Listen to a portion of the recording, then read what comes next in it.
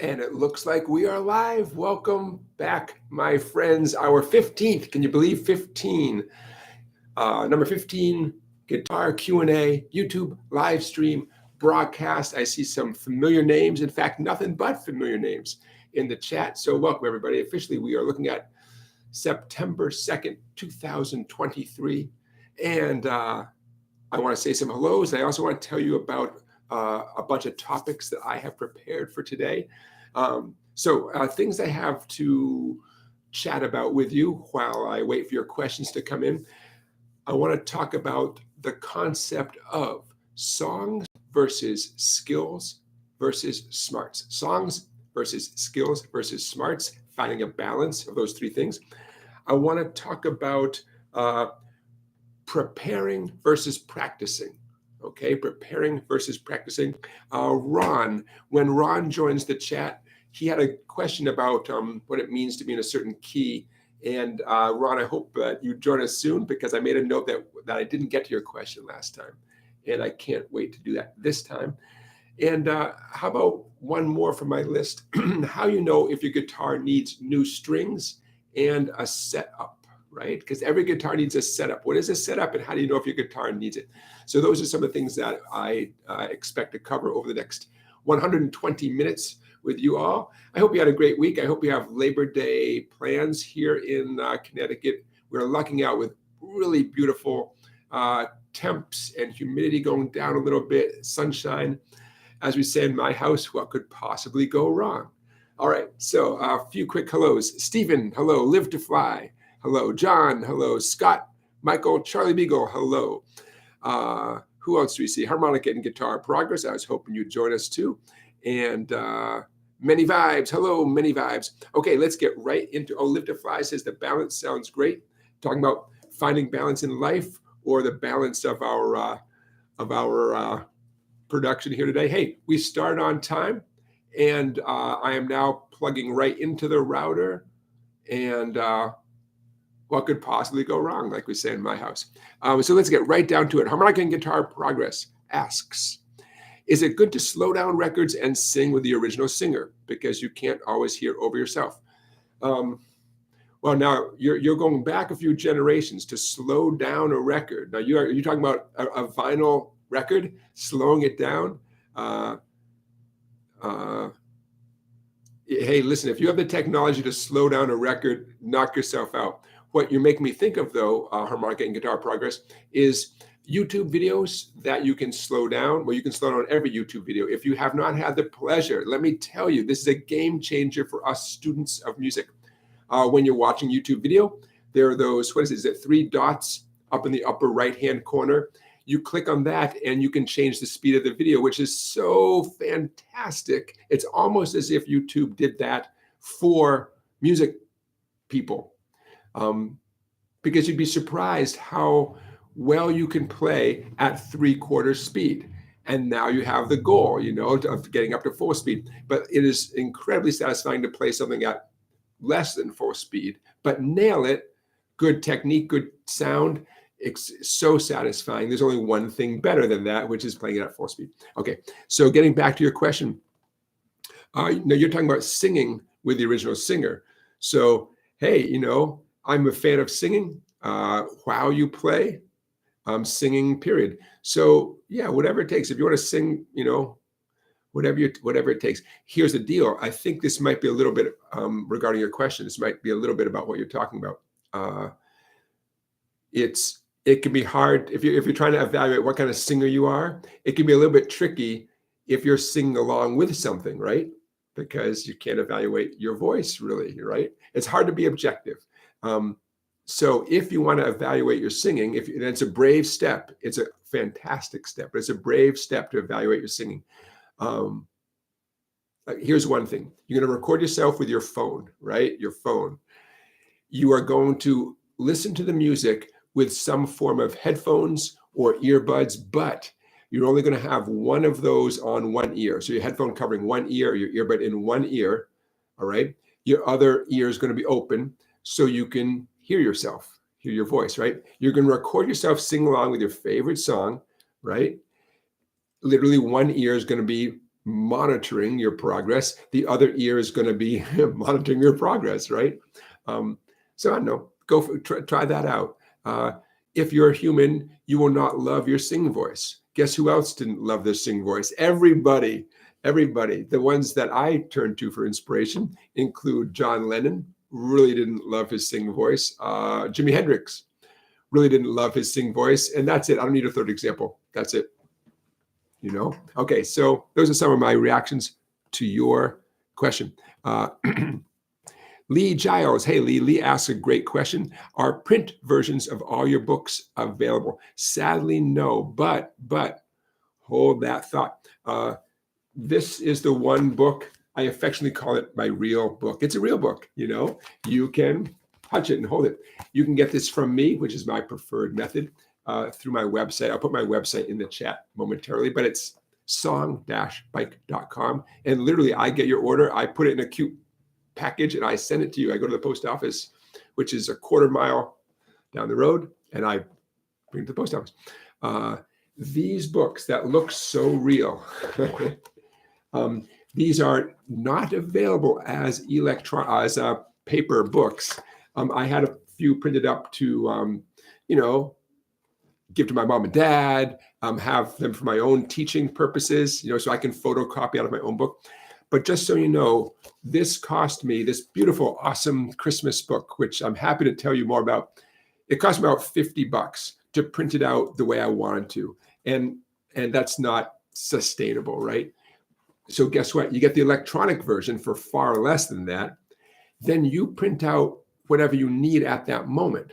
You know what I mean? So, hey, to use this as an example, there's 31 Christmas songs in this book, 3 versions of each song. So you print out just what you want. There you go, and maybe little by little you'd print out the entire book, but you're not obligated to. So what I'm describing is true of all these awesome books. They look so real, but I've made them available just electronically. And someday maybe I'll win the lottery and then I'll print up a whole bunch. Obviously, the more you print, the less expensive each copy is, right? I just went to my local Staples, half a mile in the other direction. It's a small town around here. But so far, I found that to be helpful. Hey, I'm glad you brought this up, Lee, because I had a Labor Day sale going on. Okay, my friends. Hey, Walter, thanks for joining us. Hello, Domingo. Lee and anybody else out there, here's what you do. If you are interested in any of these books, you go to my website, which I'm putting in the chat here, and I have a Labor Day sale going on, and you can save 25%, no joke. Okay, so I just put my website in the chat. When you go to buy a book, and this is a sale that's going to be not just today, not just tomorrow, but right through the end of Labor Day, Monday. Here's the coupon code, so to speak. The word labor 25, okay? LABOR 25. You will save 25% on any of the books, any of them through Monday night, basically, right through Labor Day. Okay, so that's what's going on. Lee, you are very welcome. Hello, Lil Dina 1. Let me read through your question and then I will address it. Okay. Oh, yeah. Yeah. Okay. So Lil Dina 1 says, I have a habit of adding songs to learn and find myself with a ton of unmastered skills and incomplete songs. Yeah. Yeah. How can I be more regimented? Here's what you do have. You have enthusiasm. You are self-motivated. And I used that term a while back, and I'm going to apply it right here. You're self-motivated. You are ambitious. Okay. So let's look at this as a good thing, right? A good thing. But I hear you've let's make it as even better, right? Let's make your experience even better. One option is what we're talking about is discipline, right? We're talking about is discipline, and discipline is so personal.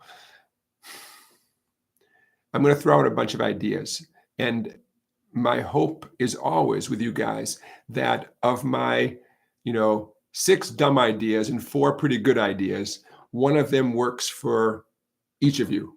You're all going to be different. So here's some thoughts. when you have a bunch of songs and you don't feel you're great at any of them, you could make a very concrete goal of performing. You know, I am going to play one song for da-da-da, open mic night, church event, a loved one, you know, visit someone who needs visiting, and you're going to play them one song. Okay, so that's one way to discipline yourself and make a commitment. Make a commitment, whether it's telling someone, hey, I'm going to see you in a week with a song, or signing up for the open mic night or whatever. Make a commitment, because then you're stuck. Then you've got to have one thing ready to go. So that's one option. Just make a commitment and pick one thing. Yeah. Another thought I have is, well, you know, list your favorites and go in order of your favorites. Although I get your passion. I think they're all your favorites, right? Yeah. Look for songs that have things in common. For example, so many songs are G, E minor, C, D, or some other sequence of those 4 chords.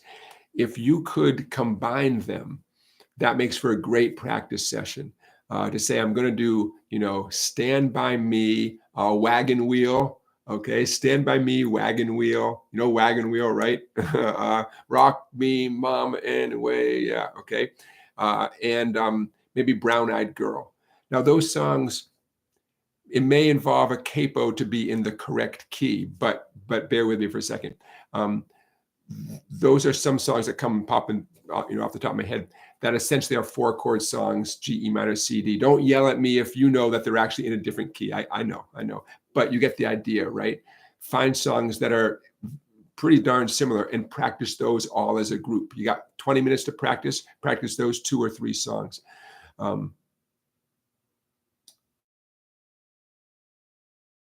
I know what you're talking about.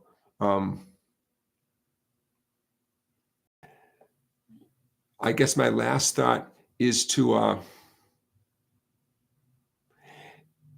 be a little bit tough on yourself and create a practice program where I'm assuming you have limited practice time if you're human like the rest of us. Let's say the maximum time you have is an hour, and maybe the maximum is really more like 20 or 30 minutes. To discipline yourself and say, okay, for 10 minutes, I'm going to do this workout. And an example of a workout would be arpeggios, scales, working on your F chord, you know, something that's not a song, you know. I'm going to do that for 10 solid minutes. Then the remaining 20 minutes, I'm going to choose 2 songs and focus just on those 2 songs. It all comes down to self-discipline though, right? Yeah. Lil-Dina, I'm glad you mentioned this, because I'm going to address this in a little while, preparing versus practicing.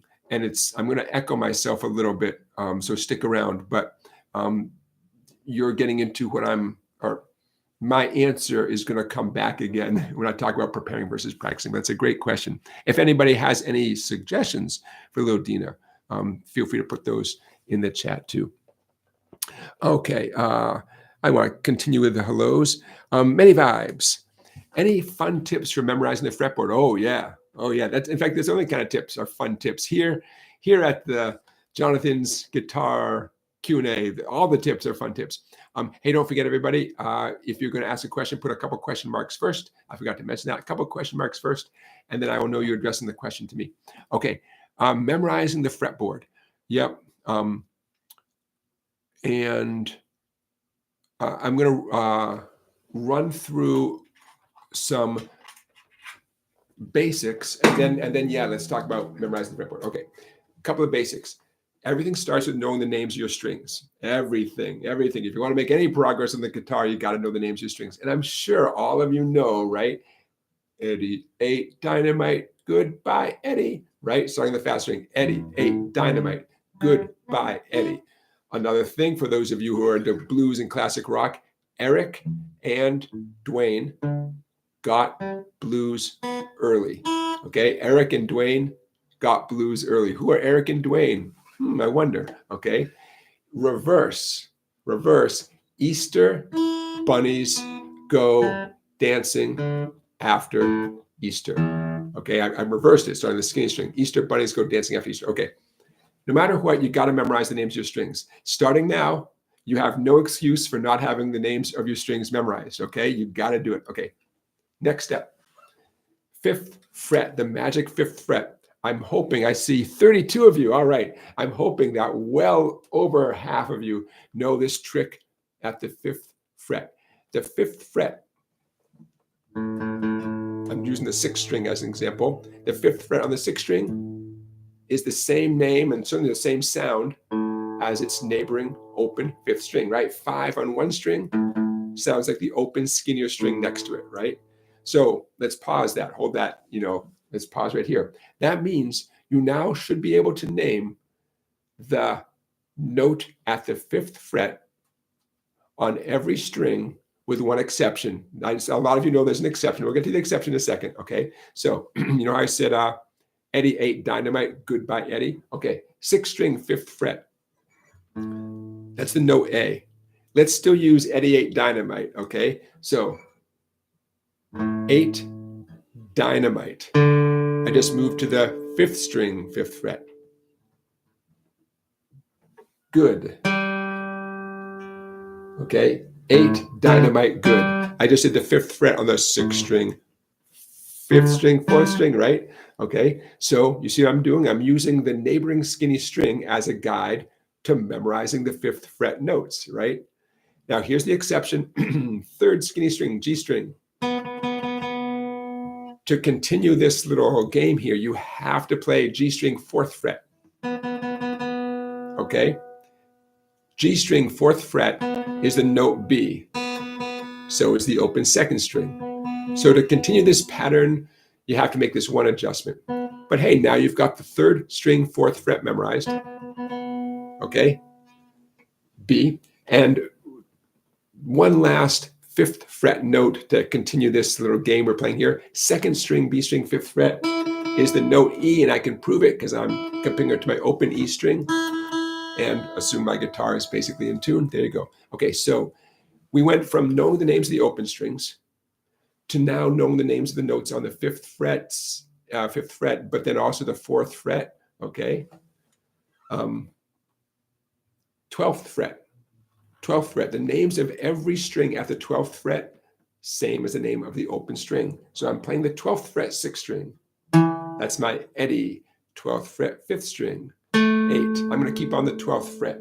Dynamite, good, bye, Eddie. Okay, so I know I'm zipping through this fast, but now you have an opportunity to begin this process, memorizing the fretboard. You now know the names of the open strings, the names of the 5th fret notes, without one exception of the 4th fret on the G string, and the 12th fret. Okay, so now we haven't even got to the fun tips. Yeah, one last thing, and this is crucial. This is life or death. I'm smiling, but inside, I'm like this. I'm serious. You have to know the musical alphabet, A, B, C, D, E, F, G, right? But those in between notes, A sharp, that's the next fret, right? A sharp, okay? B, don't say B sharp. Why? Because B and C are neighbors. Already we have an exception. Okay, ready? Oh, you might want to grab a pen, a pencil. If you don't know this already, grab a pen or a pencil right now. First note of the musical alphabet, A. Second note, the next fret on the guitar, A sharp. Next fret, B. B and C are neighbors, best chums. Get it? B and C. Okay? So if you're on a B, anywhere on the guitar, the very next note is a C. Next one, C sharp, then D sharp, then E. E and F, everlasting friends. You have to memorize that. E and F, they are neighbors, everlasting friends. If you are playing an E anywhere on the guitar, the very next fret higher, like E at, say, 5 on the B string, 6 on the B string is F. E and F are neighbors. They don't have that sharp thing in between. After F, F sharp, G sharp, okay?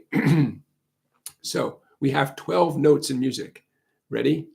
A sharp, B, C sharp, D sharp, E, F sharp, G G sharp, and the 13th note is back to A again, okay?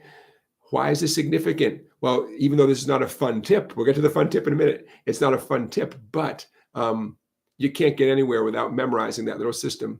And there's one more twist, which I'm going to get to in a second, but you got to memorize that. Basically, just think of it as, you know, a natural note like D. We're going to call that a natural note, D natural, and then D sharp, right? A natural sharp. And the two exceptions are B and C, best chums, and E and F, everlasting friends. Okay, here's the twist, everybody. All those things with sharp names, they have an alternative name. Remember I said A sharp, B? A sharp can also be referred to by its flat name, B flat. I know. I don't know. I didn't invent this stuff. Don't yell at me. Okay. So the note in between A and B could be called A sharp, meaning a little bit higher than A, or it could be called B flat, meaning a little bit lower than B. Two names for the same note. So before I move on to the fun tips, I'm going to say the same, 12 notes of the musical alphabet. I'm going to say it again in a minute. I'm going to say it with the flat names instead. Okay. And remember, these are two different names for the exact same note, same fret on the guitar. And it is what it is. You just have to deal with it. Okay. Ready? A, B flat, B, C, D flat, D, E flat, E, F, G flat, G, A flat, and then we're back to A again. Okay. Did we mention fun tips? Let's talk about some fun tips now. Okay. Oh, by the way, learning the fat string first. Absolute. If you want my advice, and what are we doing here if not for picking my brain, right? Fat string first. You'll never regret putting a little sweat into memorizing every fret as far as you can go on your fat string. You will never regret that. It opens up so many doors. I have a video, an old school video, one of the first ones I did a long time ago. And I think it's called Unlocking on the Sixth String. Something like that. Yeah. I mean, it's something like Unlocking the Sixth String. And it basically says, once you know the name of any one particular note on the sixth string, I'm going to use the fifth fret on the sixth string, the note A as an example. Once you know the name of a note, you can do all sorts of things based on that note. You can, again, I'm using the fifth fret on the sixth string as an example. I know that's the note A. I can use that note to help me play an A major scale, to improvise with an A minor pentatonic scale, to play an A power chord, an A bar chord, a nice bluesy A riff.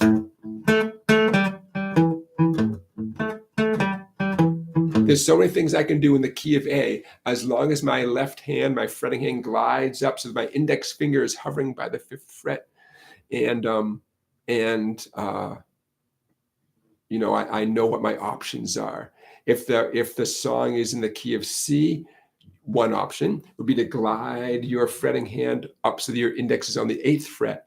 And there's all this key of C stuff waiting for you. So prioritize memorizing the sixth string for sure. I mean, don't let me stop you from memorizing everything, but sixth string for sure. Okay, I'm going to get to at least one fun tip in a minute, but here's what I want to impress upon you.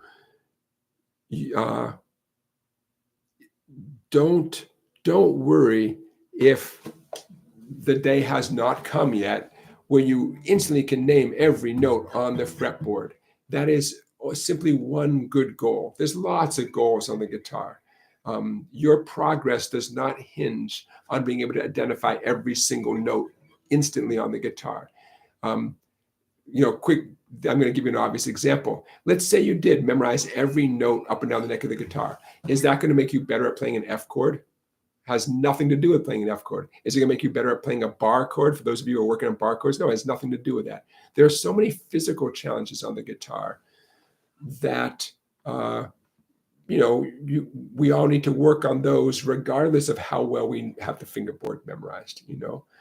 So Having said that, hey, it's great to have a skill that doesn't involve killing your fingers, right? And if you're so inclined to work on memorizing the fretboard, great. Hey, maybe you just practice for an hour, your hands are tired. Yeah, okay, then work on memorizing the fingerboard. Okay, fun tip. Let's do something fun, right? Okay.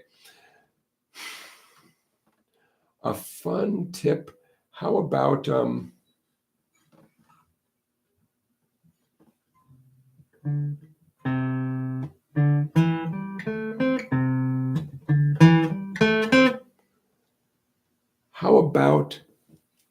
the My Girl riff? Could that be good? The My Girl riff? Because the main thing, when I hear someone asking for something fun, it means, can we do something that is a real song, you know, or that sounds a lot like a real song?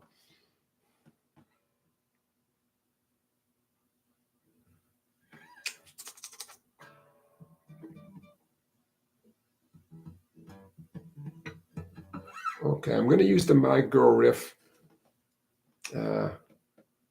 Wow, it's a cool riff, but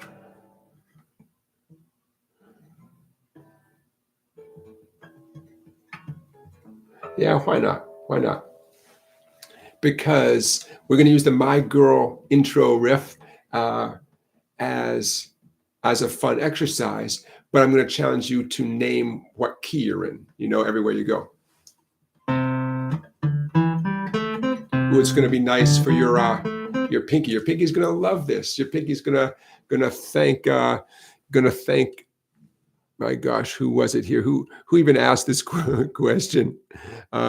Your pinky's gonna thank Jonathan and Many Vibes for asking this question. Okay, ready? By the way, the fingers I'm going to recommend, you have to use those fingers. This is the easy way to play it. If you do anything differently than what I'm suggesting, what I'm asking, what I'm requiring you, you'll make your life harder. Okay. Middle finger, 5, 5th string, 3rd fret. Happens to be the note C right there. Okay. Now I want you to think of that as your headquarters, because we're going to return to that note over and over again. Okay. First note. Remember, this is going to sound like My Girl, right? Okay. First note, middle finger, 5th string, 3rd fret. I'll put this in the description when I timestamp this video. Second note, pinky, 5th string, 5th fret. Okay, moving on, 4th string, index finger, 4th string, 2nd fret. Pinky, 4th string, 5th fret. So far we have C. That's the note I want you to focus on. In terms of naming the note, I want you to focus on that. That's the note C. C. Okay.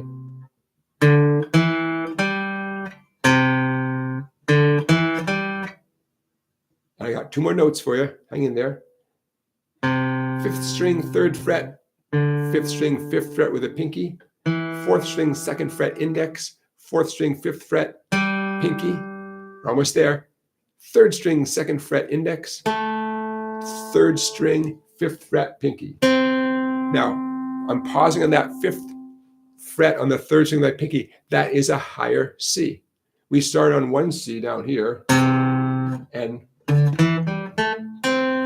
we are ending 1 octave higher at the high C. So, number 1, what a great riff.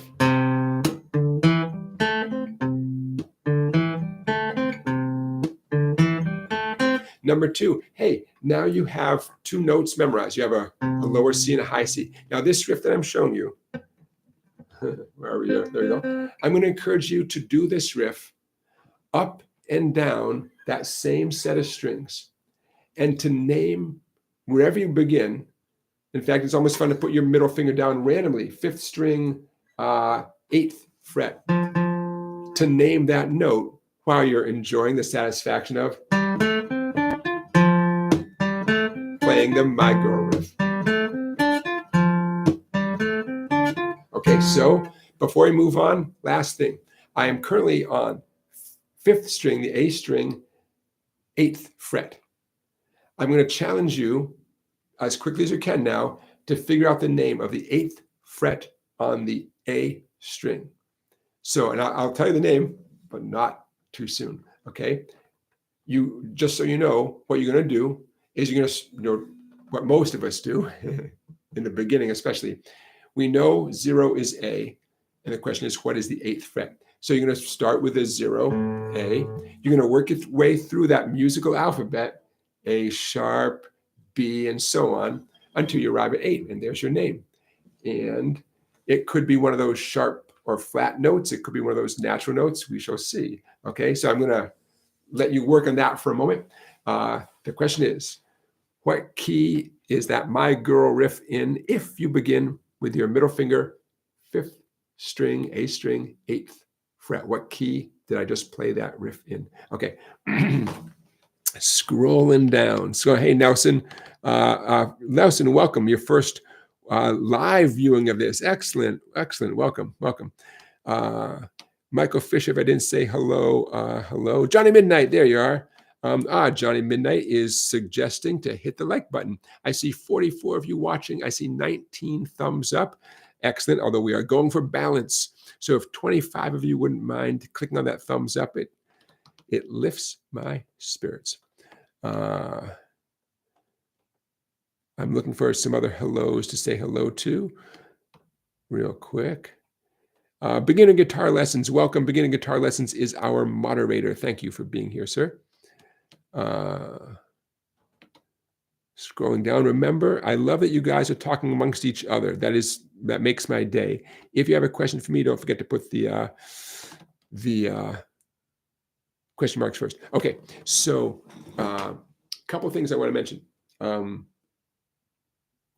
Let's get into this topic, songs versus skills versus smarts. When I first designed my Song Bike website, the one that's like members only, I gave it a lot of thought how I wanted to structure the website. And I was and am very happy with this division, songs versus skills versus smarts. So I want to share this with you. I am going to be redesigning the website before long, but that doesn't mean I don't love this way of dividing up the infinite challenges of being a musician and specifically being a guitar player. Songs versus skills versus smarts. Okay. The reason I'm making a big deal about it right now is I would encourage all of you to think of your guitar experience in these 3 ways. And to, if you're not already balancing multiple approaches to becoming a musician, reaching your musical potential, I want to encourage you to start adding things and creating and looking for a balance. Okay, so what does that mean? Songs. Songs are why most of us pick up the guitar. We want to play our favorite songs. Some of us want to write our own songs as well. That's where we get our inspiration. That's where we get our satisfaction. And like Lil Dina mentioned earlier, we can end up with a lot of songs on our plate, for better, for worse. But, songs. I will always encourage you to work hard on learning your favorite songs. As a teacher, one of my main jobs is making sure you're picking the song that's the right level for you, But some people pick a song that's pretty darn hard, and it's their style, their personality type to just work really hard on that one song week after week after week, which is great. Some people would much rather focus on something that's easy and build up a foundation. So that's good too. I mean, this is your path, right? This is your journey, But nevertheless, songs are what motivate most of us, and definitely me as well. So let's assume that the vast majority of us have at least an overwhelming interest in learning multiple songs or writing multiple songs, or it's at least a huge part of why we pick up our instrument. Okay. Second category, skills. Skills are not songs. Songs contain some skills, right? You can't play a song if you don't know the chords or whatever. But when you're sitting in your practice chair, your practice sofa, your practice bed, your practice step, skills should be a significant part of your practice regimen. For example, a scale is a skill. A strumming pattern is a skill. Arpeggios. Those are all physical skills that open up tons and tons of doors for you, right? Memorizing chords, that's a skill, you know. You could almost say anything that's not a literal song, you know, could be described as a skill, you know. But skills are how you get good at songs, right? What I encourage you to do is to make room in your practice schedule for doing skill work, if you're not already doing it. Even if the skill work doesn't appear to lead directly to a favorite song of yours, you got to do it. You got to do it. You got to get your fretting hand in shape, right? Getting good at an F chord, getting good at a bar chord, getting good at changing chords, period, requires a lot of attention to your fretting hand, right? So let's give your fretting hand a workout outside of any one specific song. So, you know, I'm a fan of arpeggios, for example, major arpeggios, minor arpeggios. That's a great workout for your left hand. There's tons of workouts for your left hand, for your fretting hand. Working on different strum patterns. How cool is that? Finger picking patterns. These are all skills that, of course, they all can lead either directly or indirectly to songs. But I'm talking about making this part of your practice regimen where you're not focusing on a song. You're saying, hey, I want to learn this cool strum pattern just to learn it because someone told me, or my instinct told me, I'm probably going to need it someday, you know. In terms of a picking skill, you know, I'm into good old boom chicka, right? So I'm going to grab a E minor chord, right?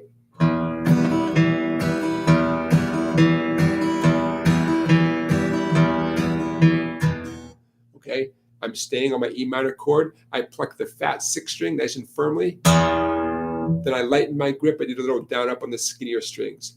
That's the chicka. Boom, chicka. And then for the sake of variety, I did a boom on the fourth string, the D string, and the same chicka, nice light little down up, right? So boom chicka, you've heard me talk about this before. That's a really important skill, folks, especially if you're banging out songs on the acoustic guitar with the goal of entertaining yourself, playing around the campfire, church, open mic, you name it, you know, writing your own songs. Okay, so we have songs, we have skills, right? Smarts. Yeah, smarts. Smarts is learning the fretboard, right? But we just talked about how B and C are neighbors, E and F are neighbors. That's smarts, right? Smarts go a long way to getting you where you want to go, right? And lack of smarts holds you back from getting to where you want to go. Smarts includes music theory for sure. Every little deposit you make in the bank in this smarts category pays you enormous dividends. You know, you'd be surprised. So smarts, you can be on an airplane traveling for business and work on the smarts part. You can get apps on your phone. In fact, I should do a little homework and suggest some specific apps. There's lots of ways to work on smarts. Maybe your house is too quiet and you can't practice at that moment. Then you work on the smart stuff, you know. I'll give you an example. Because I've done a little bit of homework up here in my brain, I know that if I take my E major chord and without changing the relationship of my three fingers on my E major chord, I know if I glide it up 5 frets. So my index finger is now on the 3rd string, 6th fret, and my ring and middle are on their respective strings, 4th and 5th at the 7th fret. I know that I have changed my E major chord to an A major chord. Again, my index is on the 6th fret, my ring and middle on the 7th fret, an A major chord with an open B string, which is a little bit unusual, and then the open E string, which is not unusual. I know that because of this whole smarts concept, I know that I have this new novel way of playing an A major chord. I'm avoiding the fat 6 string because it's a big boomy E string. I just don't need it or want it for this particular situation. So personally, I love this chord so much. It's a no-brainer. You get it for free. All the work you did on the E major, well, you get this chord for free. You don't have to do any more work. Just slide your hand up. But now you have an A major with an added B string note, and it sounds, to me, it sounds so cool. And you know how many songs involve E and A back and forth? Well, instead of playing the A down there, the traditional cowboy chord A, we have this new way of playing A. Is it right for every song? No. Does it sound good? Yes. You know. 2 frets higher, we have a B chord. Okay, I'm still in the E formation. This is not challenging, folks. It's just what you already know how to do. But because of this little smarts concept, I know anything that's called A, you move up 2 more frets, it's a B something, right?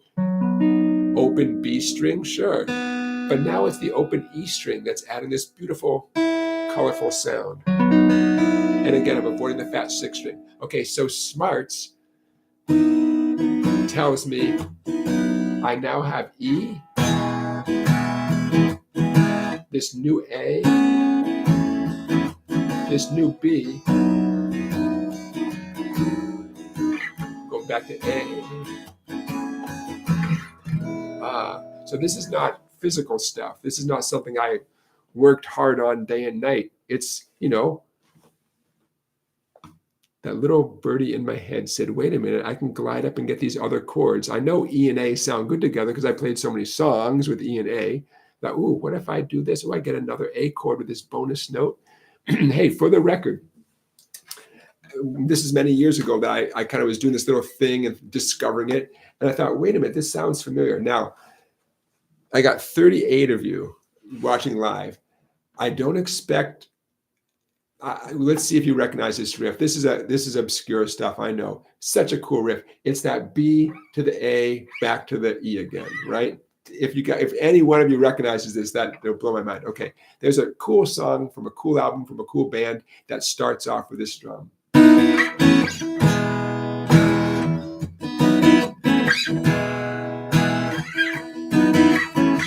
Anybody recognize this? Maybe. I'll give it a minute, you know. The band is from Minneapolis, Minnesota. Yeah, Minneapolis.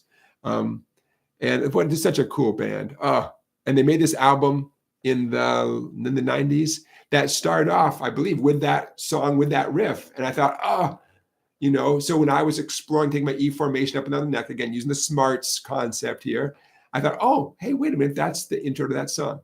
Okay, so I'll give it a minute. Did anybody figure out the 8th fret on the 5th string? Stephen Mannion. See, I hope this is you, Stephen. F, live to fly, F, that's right. So we'll get back to that Minnesota band in a second. But yeah. Okay, so if you begin the My Girl riff with your middle finger on the 5th string, 8th fret, you're playing the My Girl riff in the key of F. F as in Frankfurter, and that first note is an F, of course. And so is that last note is also an F, because that's how the riff works. It happens to start on, let's call it the root note, and ends on the root note 1 octave higher. Okay, so anybody recognize that riff? It's okay, you know. Charlie Beagle, I don't think that's a serious guess, Charlie. I don't think so. Okay, the band that I was quoting from there, the band called the Jayhawks. And I love this album so much. The Jayhawks, the name of the album is Tomorrow the Green Grass by the Jayhawks. I love that album.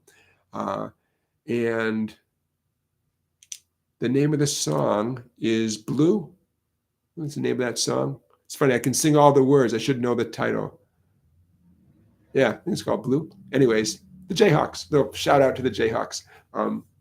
They made lots of albums, and they're all terrific, but that one, it was the first Jayhawks album I ever heard, and I love that album.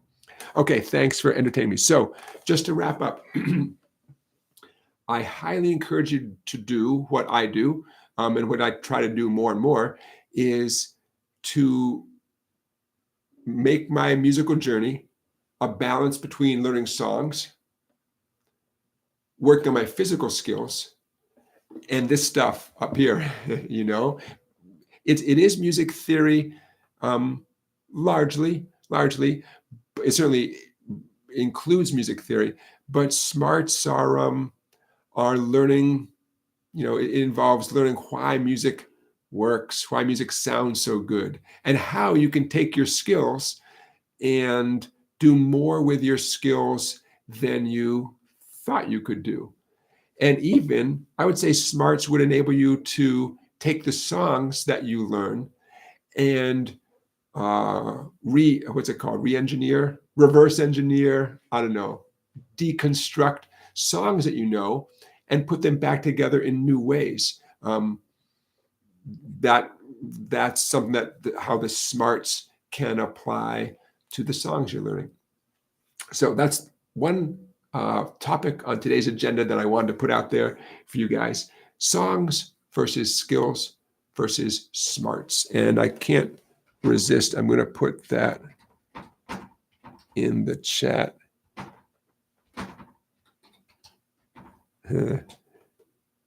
Just to, sometimes when you see words in front of you, they kind of stick, right? Okay, there we go.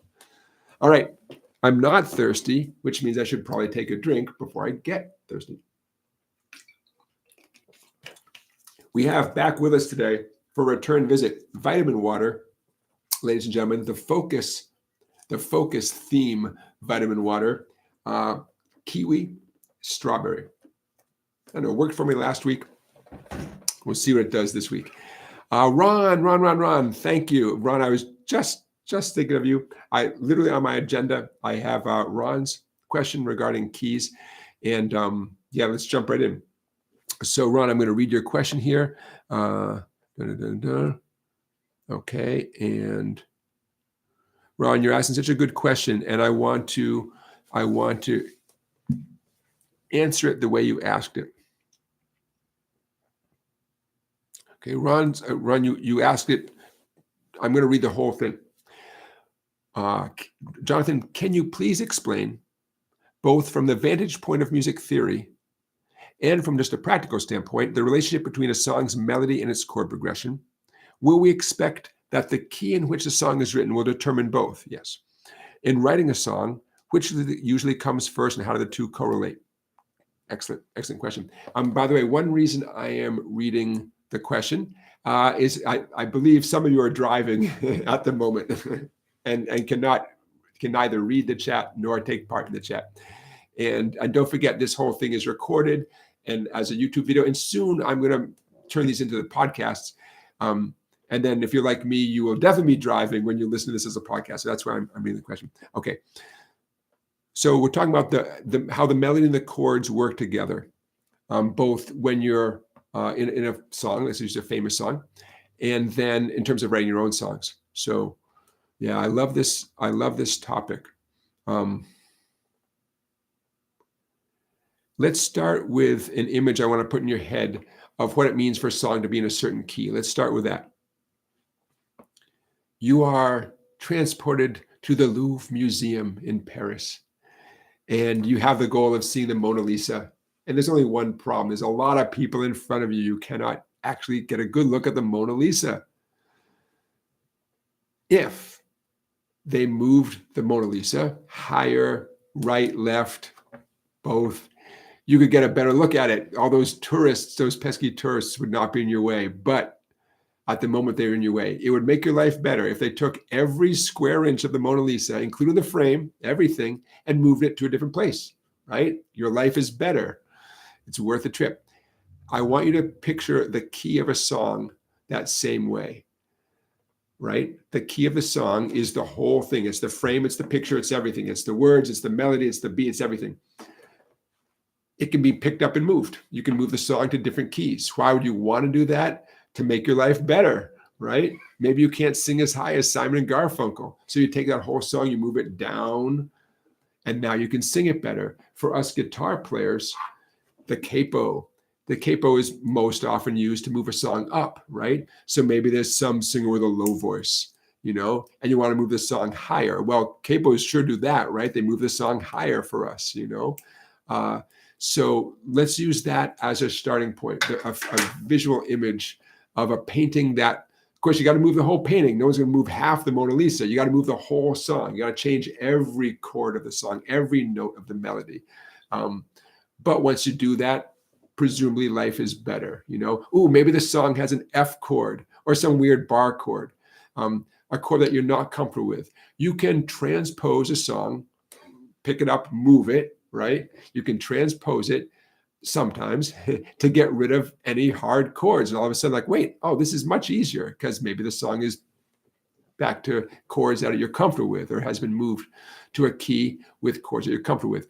Okay, so you're okay with that image, that museum image, picking up the whole painting, moving the whole painting in equal amount? Of course, how are you going to move half the painting 1 inch and another part of the painting 4 inches? No, the whole song, the whole painting gets moved in equal amount. Okay. Now let's get into the music theory part of it. One way to explain the key that the song is in is the limits of the song, what is allowable and what's not allowable in the song, right? So I said before, there's 12 notes in music. When someone says the song is in a certain key, that means a few notes are off limits. A lot of those 12 notes are okay, but a couple of them just aren't so good anymore. For our purposes, and some of you know music theory, you're going to understand how I'm keeping things clear and straightforward, not getting into all the exceptions and quirks of music. Okay. Remember that word octave? 8 notes. Do, re, mi, fa, sol, la, ti, do. And the 8th note is just a high version of the first note, right? So let's say you have 7 notes available to you in a major scale, because the 8th note is just the name is the same. It's the high version of the low note. So let's say when a song is in a certain key, that means the song is based on that particular major scale. Bear with me. I know some of you are saying, well, what if the song's in a minor key? What? It's all right. It's all right, smarty smarts. Take a breath, Song's in the key of C major, then the C major scale is our focus. That means that certain notes are allowed and certain notes are not allowed, okay? I said before there's 12 notes. If the song's in the key of C major, there are 7 notes. I just held up 5 fingers. Okay, there's 7 fingers. There's 7 notes that are allowed, 5 notes that are not allowed. So when someone says the song is in a certain key, they're talking about what is allowable, expected, what's going to sound coherent. And by the same token, there are certain notes that are not allowed. They're going to sound literally off key. Remember when you heard someone singing, you thought, ooh, that person is off key. Not you, not me, but that other person who's singing off key. That's what you meant when you said off key. They're singing one of the 5 notes you're not supposed to sing, Okay, so from a music theory standpoint, anytime you start talking about a key a song is in, the reference point is the major scale. If the song is in a minor key, yes, technically you talk about the minor key as a minor scale as a reference point. If the song is a blues song, you talk about the blues scale as a reference point. Okay, that's fine, but let's stick with a major for a minute. If someone says a song is in the key of C, for example, okay, the C major scale represents every note that we're allowed to use in the melody, but only those notes. Could we sing a high C? Or could, Mariah Carey hit even a higher C? Yeah.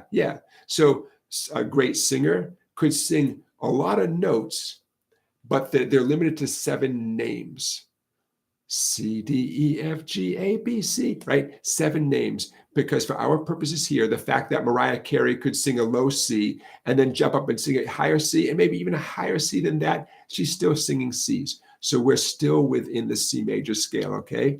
Is that all right with you? All right. So we're still talking about 7 notes that are allowable and 5 that are not allowable. If by mistake Mariah Carey was having an off night, she's not watching right now, right? Sorry, Mariah. If by mistake she went to hit that high note and she sang a note, maybe she overshot the note and she sang C sharp instead of C. Uh-oh. Okay. All right. We forgive her. But she's be singing off key, right? Okay. Every discussion of the key a song is in, every discussion has that premise, the relevant scale. Then comes the discussion of chords, okay? All right. You can't escape scales. Mentally, you can't escape them. Physically, we all should be practicing them every day, right? Okay. So what's up with chords? All chords are 3 or more notes drawn from the relevant scale. If you know, every song has chords in the background, right? Those chords have to be a combination of notes from that scale.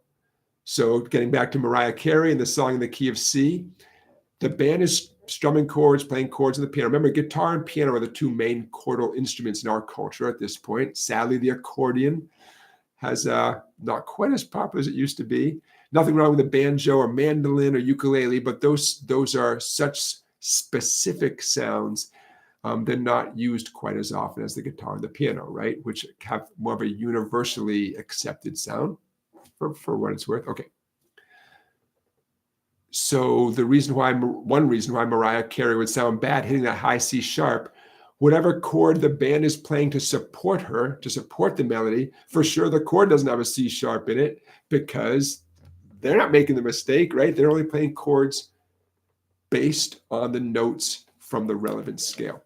Okay. So quick recap, the chords in any given song are made up of combination of notes, individual notes found in the scale. Give me 1 second. I have to click away this little thing here. It's going to annoy me if I don't click it. Close. Okay. So you with me so far? Okay. So I am, Ron, I'm scrolling back. Okay, so now let's talk about the specifics. So what's the relationship between a melody and the chord progression? Excellent. I've always loved this image. I want you to think of someone swinging from Tarzan. I was going to give a big long description. Instead, I'm just going to say Tarzan, right? Tarzan, swinging from tree to tree. Or an awesome gorilla, monkey, any animal that's great at swinging from tree to tree, okay? What are the trees? Aha, good question. In our scenario, the trees are these nice tall stacks of notes, chords. A C major chord, for example, is a 3-note chord. Major chords are always 3-note chords, C, E, and G. Imagine a tall tree, and at the bottom of the tree is a low C, an E, a G, another C, another E, another G. I'm going higher and higher up the tree. It's all these stacks of C's, E's. I mean, it's a stack of C, E, G, C, E, G, C, E, G, all the way up. Okay, that tree is our C chord, you know? So our good buddy Tarzan, let's say, Tarzan is the singer. He's a singer and a swinger. Didn't see that coming, did you? Okay, so Tarzan has got to pick a starting point. Let's say he's going to pick the note E. So Tarzan's song is going to start on the note E. Nothing wrong with that because the C chord, the tree he's hanging on to, it has an E for him to hang on to. Now Tarzan is going to swing through the air melodically, and he's going to swing to another tree, but the next tree is not C, E, G. That would be boring. Imagine how boring it would be if the song was the C chord, singing on a C chord. It's good for a little while, but then it gets boring and you want something to happen. I change to an F chord, okay? See, the lengths I go to. Those are pretty good lyrics. I got to write those down. Just kidding. So Tarzan is swing to the next tree. The next tree, an F chord, take my word for it, an F chord is made up of 3 notes, F, A, and C. So that's a tree, F, A, C, F, A, C, F, A, C, F, A, C, going higher and higher, right? Now Tarzan is going to swing, and on his way to the next tree, this F chord tree, when he gets to the F chord tree, he almost certainly is going to sing one of those 3 notes. He could sing, let's say, F.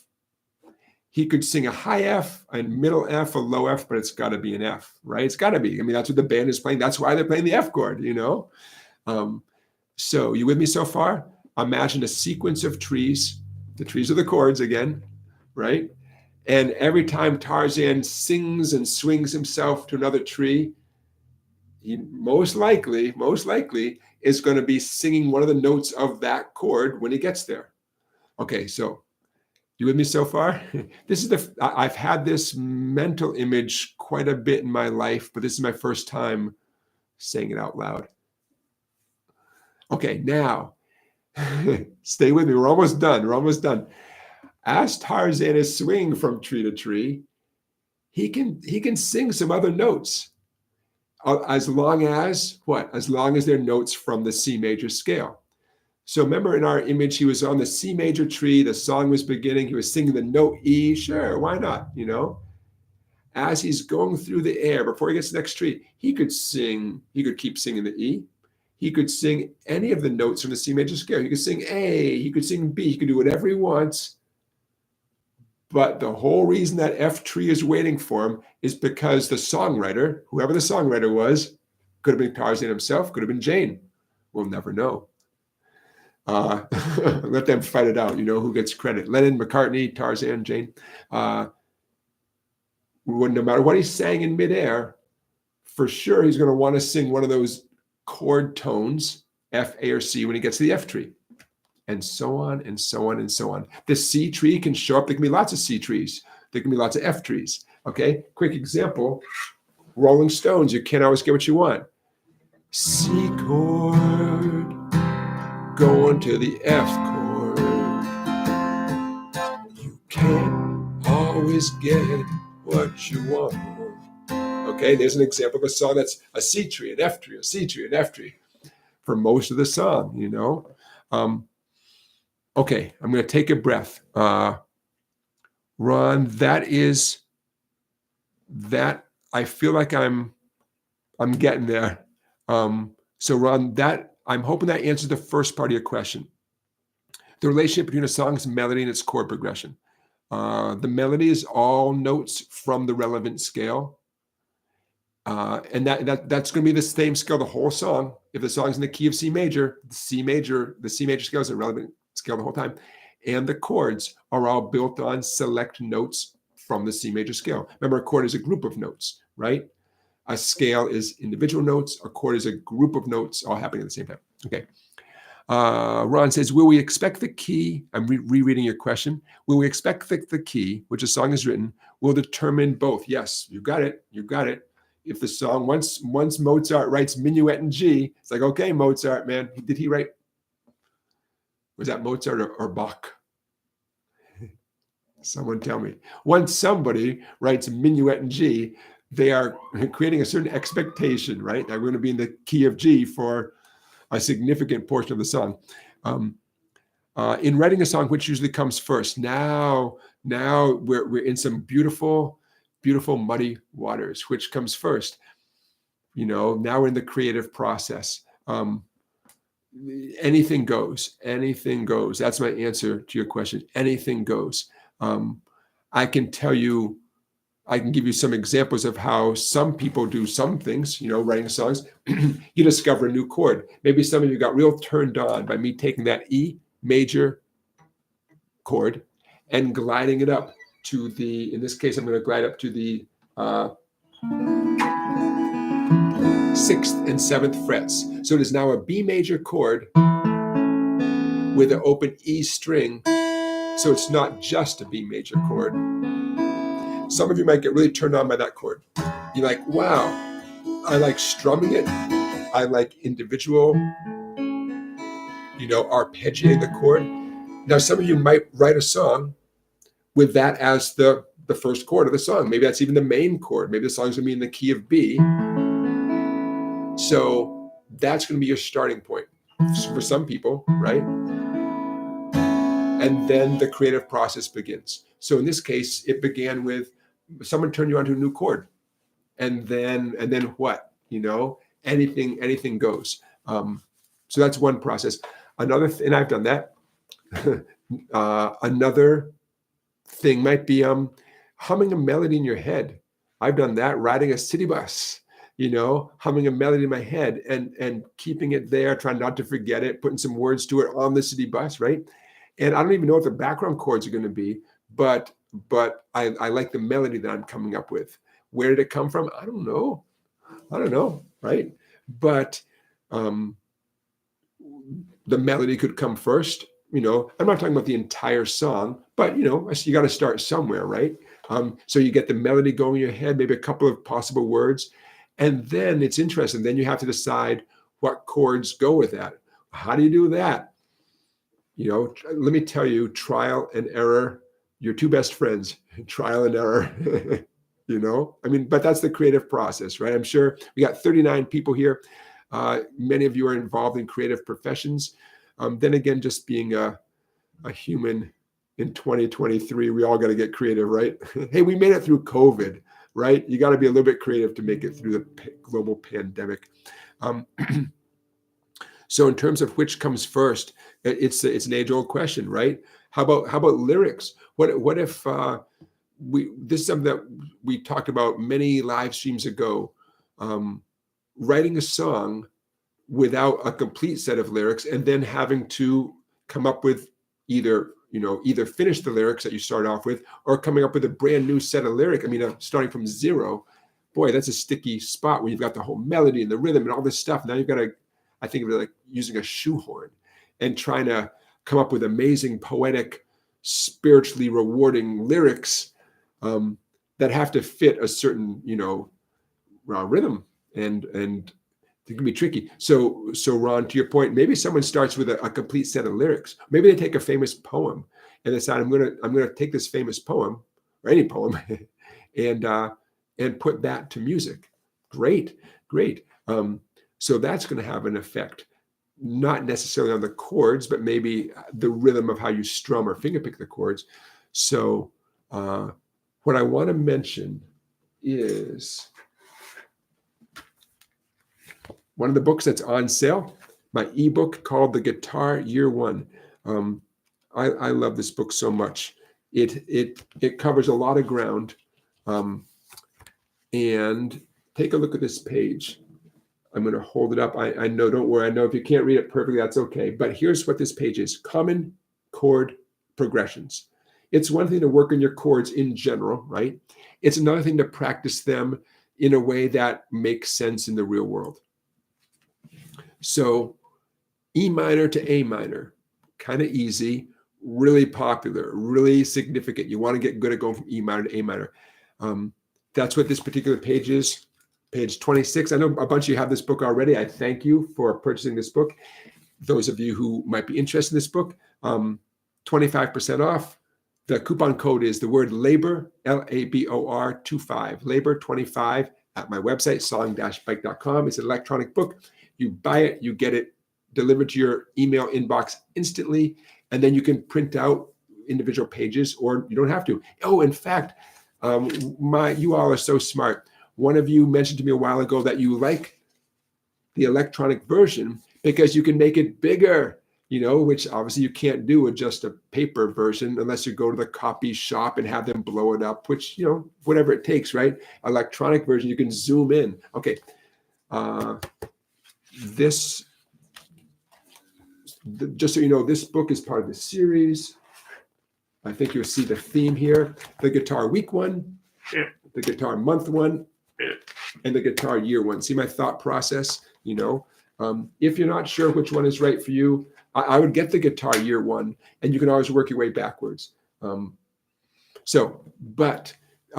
just to finish off this point before I get to some other questions, in terms of what comes first, it helps to know what came before, right?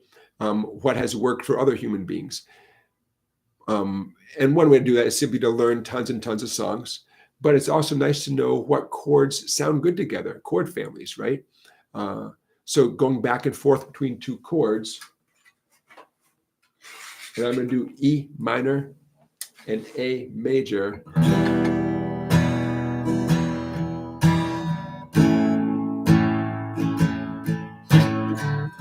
Now those two chords sound great together. Unfortunately, Pink Floyd did that song called Breathe. Breathe, breathe in the air. Don't be afraid to care. So if you want to use E minor and A in conjunction, okay, you're going to have to find a little bit of a different way of strumming it and find your own melody, right? But in terms of the creative process, that's you get a huge head start if you use chord sequences that are proven. You know, nobody owns E minor and A. Don't get me wrong. You can write a song with E minor and A. Just know what happened in the past, and try to create your own thing.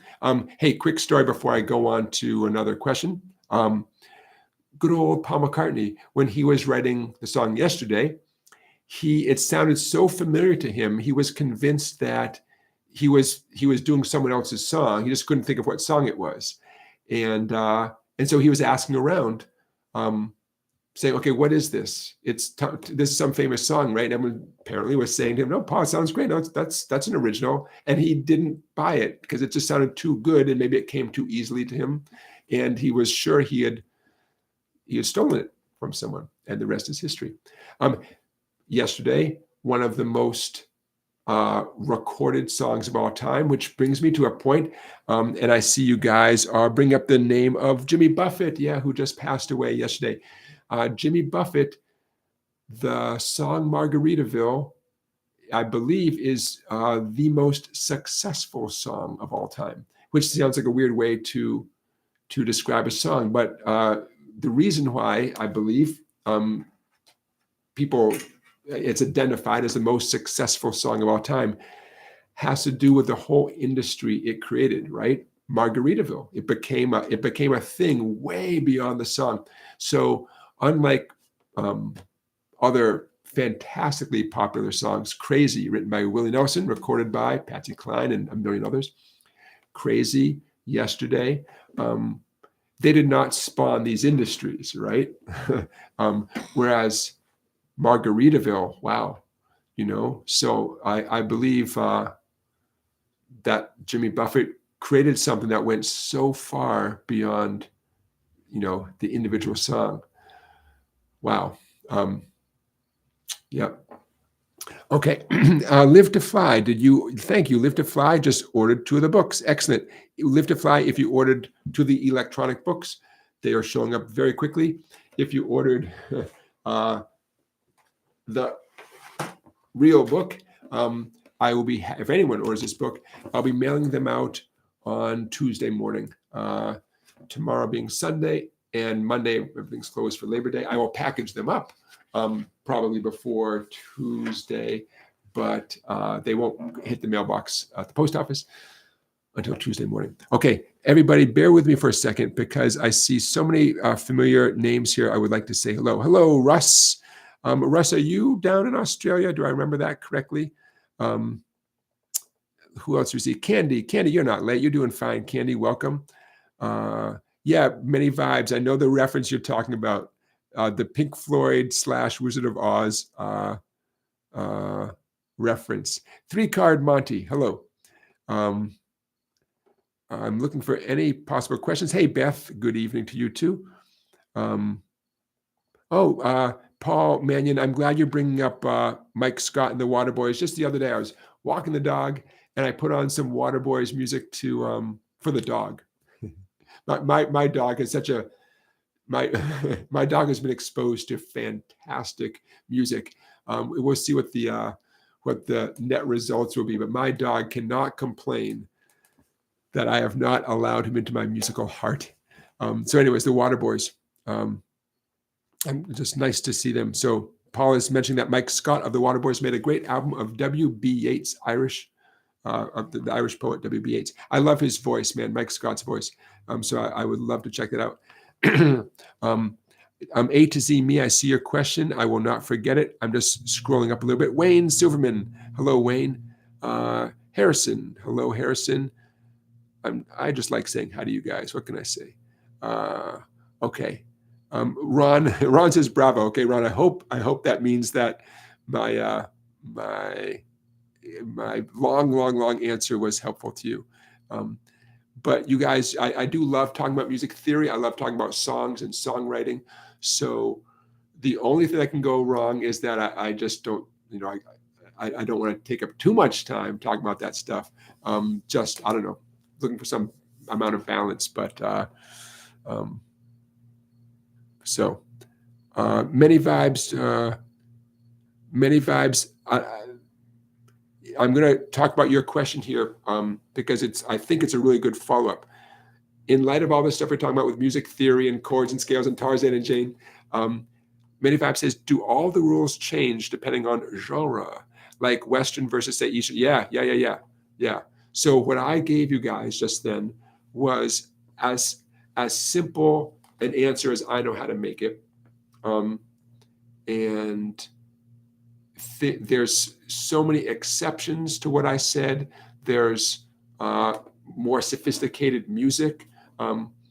So yeah, the rules, I'm going to say, instead of saying the rules change, I want you to think of it as the rules expanding.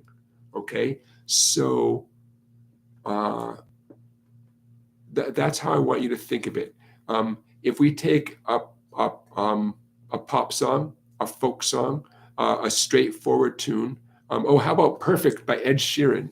Everybody loves that song, right? Perfect by Ed Sheeran. There's a song that's G, E minor, C, and D. You might need a capo. Anyways, that song follows the rules. To my knowledge, that song never bends or expands or anything. It's just, it follows the rules. If a bunch of jazz players got together to do a jazz version of Perfect, they would acknowledge the guts, but they would expand upon it. So when Ed Sheeran would strum a G major chord, remember a major chord is a 3-note chord, G's, B's, and D's. You do it on 6 strings, you're gonna have a high G, a low G, a high B, a low B, but it's still, there are 3 names of the notes, right? G, B, and D, okay. Jazz players might take that G major chord, they may add they would add a 4th note to that chord.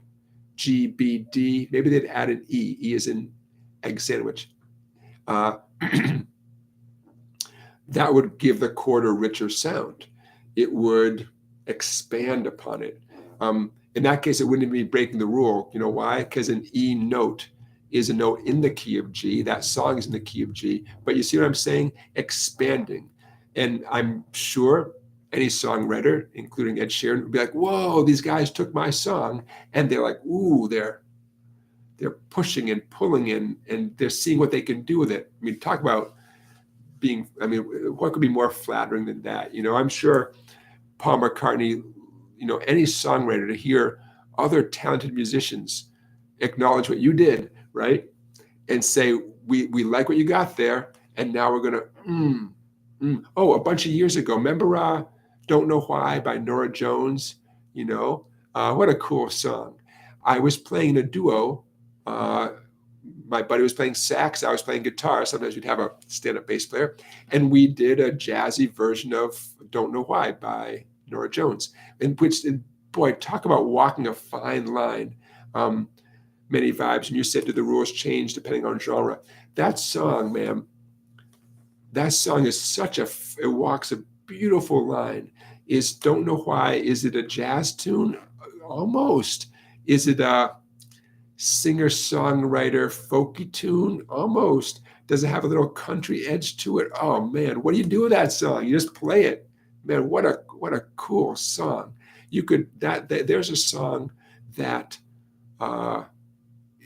without a doubt, I'm sure it took on a life of its own, with a variety of musicians doing covers of that song, Don't Know Why. Okay, so the only exception, Many Vibes, based on what your question was, when you mentioned Eastern music, I'm out of my depth to discuss non-Western music. So Eastern music plays by its own set of rules, and I would not describe, let's say music from India, say, I would not describe Indian music in Western terms. if it is possible to discuss in those terms, I'm not the guy. So that's the one pretty huge exception. As you step outside of Western culture, stop listening to me. Okay. Thank you, everybody.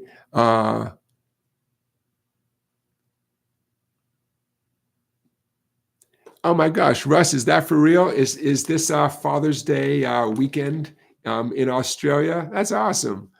Awesome. You know what? I love that. All right. So Russ, is it, let's see. Russ, is it Sunday in Australia right now? Forgive my ignorance. Yes, it is. Okay, awesome. So, hey, man, to all you Australian, but don't forget, people are going to be watching this, for as a video in the days to come. So for those of you Australian dads, happy Father's Day. It's awesome. Aussies are in the future. Love it. Somebody work out a way that I can travel to Australia for free. There's got to be a way, right? Okay. I am scrolling up. Wayne, I believe you're asking a question. Wayne, I'm looking at your question here. And if this is a question for me, I'm reading it. How do you stop the ring of the notes after each strum? Is it using your fingernails in the rhythm kind of way with a strumming hand? Great question. I call that cleaning up after yourself, right? You want everything to be neat and clean. And the answer partly depends on whether you are playing with a pick or your bare fingers. There we go.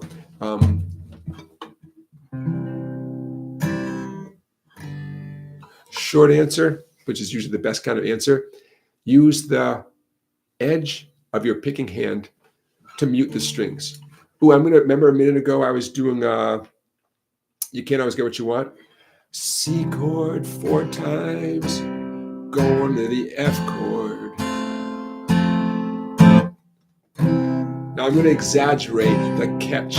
I call that catching a chord. I'm going to exaggerate it a little bit just to see after the fourth strum. After the fourth strum, my image, by the way, my image is that my hand has a magnetic attraction, pow, against the strings. It can't help but firmly press against the strings after the fourth strum. 2, 3, 4. Now I know that's a little bit abrupt for the nature of that song. It's not that kind of song, but you get the point, right? So cleaning up after yourself. Wow, it's a great question. I have good news for you, Wayne. On electric guitar, this is even more significant because electric guitar is being amplified and all sorts of unwanted sounds can happen on electric guitar. But having said that, though, the issue of having notes still ringing even as you go to the next chord, that is an issue that goes away as you become quicker at changing chords and better and better at applying whatever picking pattern is appropriate. So you bring up a great point, and this is one of the many things that's going to take care of itself over time. And I'm not dodging your question by any means. In a way, just the opposite. A bunch of things that we all struggle with. They, in a weird sort of way, they take care of themselves. Doesn't mean we can't address them. We can't have little workarounds, or not workarounds. Can't have little adjustments is the word I'm looking for. But you're going to find, by sticking with the guitar, you're going to find certain things that bugged you in August, in September. Suddenly you realize, wait a minute, it's November, and that thing isn't an issue anymore. That's something to look forward to. You can't predict when that's going to happen, but it's something to look forward to. So I hope that helps a little bit. Okay, I am at the bottom of the chat. Many vibes. I see your question. Many vibes. I never got to your other question. So I will get to both of those. While I'm scrolling here, I want you all to just imagine the Benny Hill theme song in your head. Why not, right? Oh, hi to my mom and dad. My mom and dad are watching from their home. I always like to give them a shout out. I will see you guys a little bit later. A to Z Me asked a flattering question. A to Z Me said, do I, Jonathan, have any original music that you've written through the years? I'm sure there's a lot. Would love to hear some. I would love to play you some. Here's the deal. I love, if short answer, yes, I have original music. I cannot wait to share it with you guys. My little wheels are always turning, and I love writing songs. And yeah, I can't. No one wants to share and hear my own music more than I do, and I can't wait. I did make a CD of original songs in the late '90s, and it's good. It's good. I learned a lot, and that's about all you can ask, right? Because all you can do is do the best you can and learn from it. But yeah, in the late '90s, I made a CD, like the real deal, right? It's shrink wrapped. It has my picture, all that stuff. I wrote a dozen songs. Had some friends do, play along with me, and in a real recording studio, all that kind of stuff. And then in later years, I did more recording. I just didn't put it out as a commercial product, and that's it's good stuff. It's good. It means a lot to me, and I got more in me. So yeah, I do. Yeah, you guys would be the first to know. In fact, how cool would that be? Oh, I love that, man. If I had something, when I have something ready to go, I'll be like, okay, I'm gonna share with you guys first. Why not? I don't know. Why not you guys? Might as well be you guys. I see 41 viewers and 43 likes. That's my kind of math, man. That's my kind of math. Many vibes. Hey, Cape Breton drone pilot. Thank you for joining us, Cape Breton. I have not been to your exact neck of the woods, Cape Breton drone pilot, but I would love to. Being in Connecticut, I'm not too far away, right? In the grand scheme of things, too far away. A to Z, many vibes. You had a question. Hybrid picking, any tips? Sure. Hybrid picking, just so you know, pick and bare fingers. And two approaches would be separate motions. I'm going to do my trusty E minor chord. When I say separate, come on now. So I'm making three separate sounds. My pick on the 6th string, my middle finger on the 3rd string, G string, my ring finger on the 2nd string. Okay, so that's an example of hybrid picking where everything is separate. An example of hybrid picking where everything is pinching at the same time. I'm still on the E minor. My pick is still on the 6th string, plucking down towards the floor, but my middle and ring are simultaneously plucking their strings up into the palm of my right hand. Also hybrid picking, right? It's a hybrid, bare fingers and pick. So in terms of getting good at it, I can show you some exercises, and I wish I had a cool song. I always, for better for worse, I always try to take any exercise and turn it into a song that we've all heard before.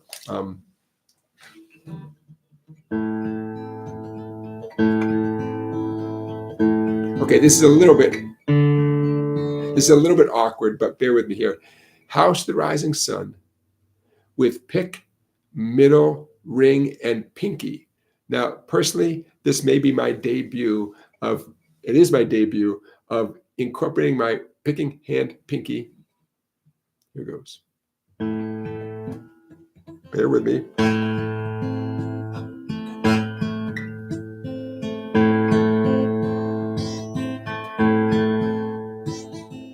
I'm not loving it, but I admit that is hybrid picking, and it's a cool exercise. Let me see if I can do a little bit better than that. I mean, I like this better. Okay.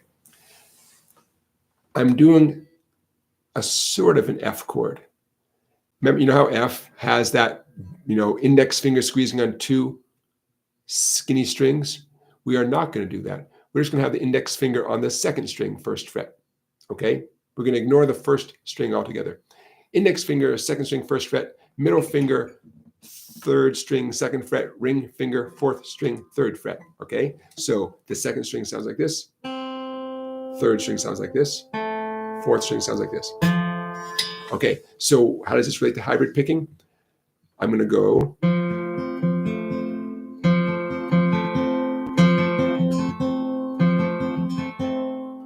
In order, I did pick on 4, middle on 3, ring finger on 2. 4, 3, 2, 4, 3, 2. Now, so I don't get bored out of my brain, I'm going to take my little F chord. That is an F chord, by the way.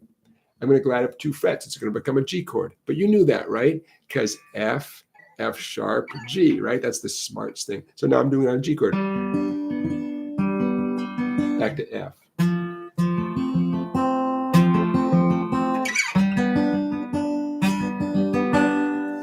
Okay, how about up 5 frets to C?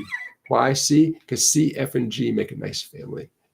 So I'm now at 8, 9, and 10, same 3 strings.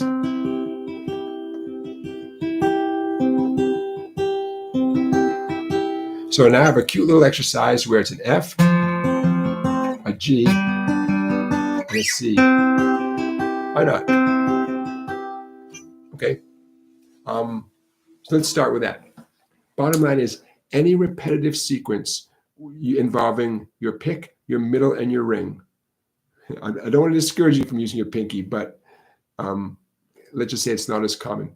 Any repetitive exercise on a chord, any chord you want, that's going to be a good intro to hybrid picking. Okay.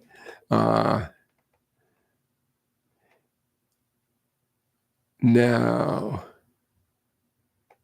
hey, Jay Powell, any tips on a right-handed guitar player playing a left-handed guitar upside down? No, man. How did that happen? How did you find yourself in that situation? Jay Powell, no, I don't. I encourage you to get a righty guitar, man. A left-handed guitar. Whew, a left-handed guitar. Yeah, you got me, man. You got me. I get yourself a right-handed guitar, man. Don't put yourself a left-handed guitar. So now, I gotta work this out in my head. Okay, so a lefty guitar is going to be like this with a fat string right there. Okay, so that puts you in Elizabeth Cotton territory and Albert King territory. I don't have any tips, man. Get yourself a righty guitar. You can do it. You can do it. My little brain. I taught. I don't even know 7 or 8 lessons today. I'm running on fumes, my friends. I'm running on fumes. Fumes and vitamin water, kiwi, strawberry flavor.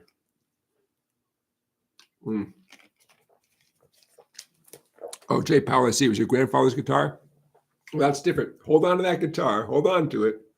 Obviously, I can tell you're going to hold on to it. Yeah, but you know what? I wouldn't even, Walter, yeah, I see what you're saying, Walter. I wouldn't even restring it. I would love it, care for it, but get yourself a right-handed guitar, for sure. A to Z Me is running on caffeine. You got it. Living on reds, vitamin C, cocaine. Okay. Anyways, many vibes. You're very welcome. Beginning guitar lessons. Thank you for your super chat. Now is as good a time as any to remind you that you are welcome to make a contribution to the cause here. The super chat, that $sign at the bottom of the chat. You click on that and it's easy. And especially if anyone has a question that I've missed or you have a question that is bugging you, feel free to make a super chat donation and ask a question. That way it pops up right in front of my eyes and I can't even miss it. Don't forget, if you do have a question, please put a couple of question marks in advance so I know. Candy asks, how important do you think it is to be able to sing? Do you suggest that students, how do you find your vocal range? Yeah. Well, everybody should sing if you want to. Everybody should dance if you want to, right? So if you want to sing, yeah, do it. The better a singer you are, the less pressure there is to be an amazing guitar player, because you're such a great singer that's how you're capturing your audience. And you can do some pretty nice, clear, simple guitar accompaniment and get away with it, so to speak, when you're a great singer. So then again, if I've had many students who have absolutely no interest in singing whatsoever, and that's fine. And hey, for those of you who have no interest in singing but want to get better and better at the guitar, one suggestion I have for you is chord melody arrangements, where the guitar is doing the singing, as opposed to a song where you're just strumming chords. Nothing wrong with that.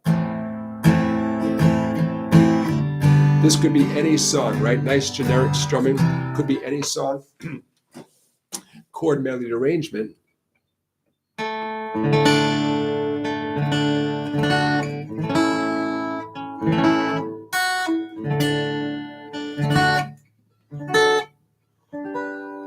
Right, a chord melody arrangement, you hear the melody, right? Auld Lang Syne, right? You hear the melody, but it has some chord accompaniment as well. You're doing everything. So those of you who have no intention of singing, and Candy, I'll get back to your question in a second, chord melodies are how you present a complete sound to your family and friends without anyone saying, well, what song is that? That's nice strumming, but what song is that? Chord melody arrangements. How do you learn chord melody arrangements? From me. That's why I'm here. This book has a few chord melody arrangements, but on my YouTube channel, I have a playlist called Chord Melody. This book has Auld Lang Syne in a different key than what I just played. Sorry, but it has Auld Lang Syne as a chord melody arrangement, Amazing Grace, and Happy Birthday. But I have a whole bunch more. Oh, you remember, you guys, a little while ago, I gave a shout out to my number one most popular video of the song videos, and it was my chord melody arrangement of What a Wonderful World, Louis Armstrong, What a Wonderful World. So when we're all done here, stick around on my YouTube channel, find the playlist that's called Chord Melody Arrangements, and knock yourself out. Okay, but Candy, back to your question. But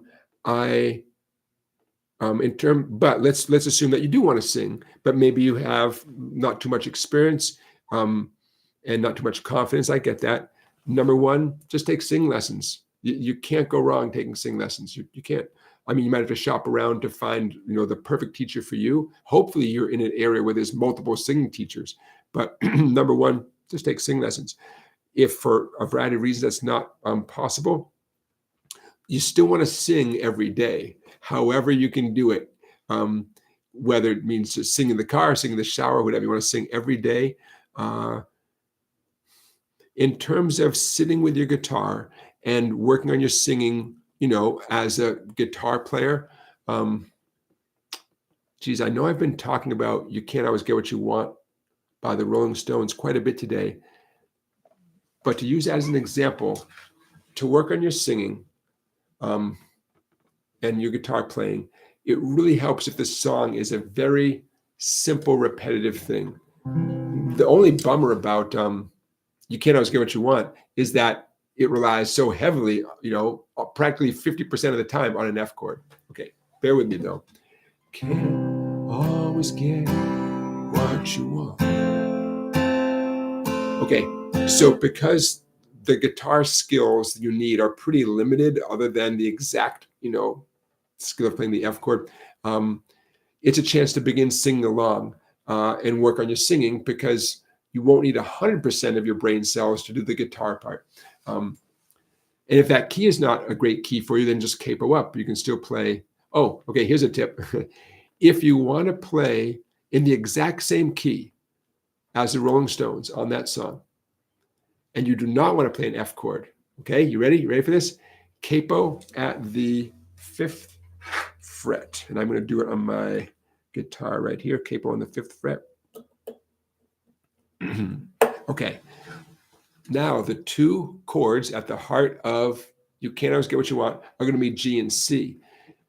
Can't always get what you want. We've transposed the song to being in the key of, well, it feels like it's in the key of G because it's a G chord going to a C chord. It feels like it's the key of G, but thanks to the capo, it still sounds like the way the Rolling Stones record it, which is the key of C.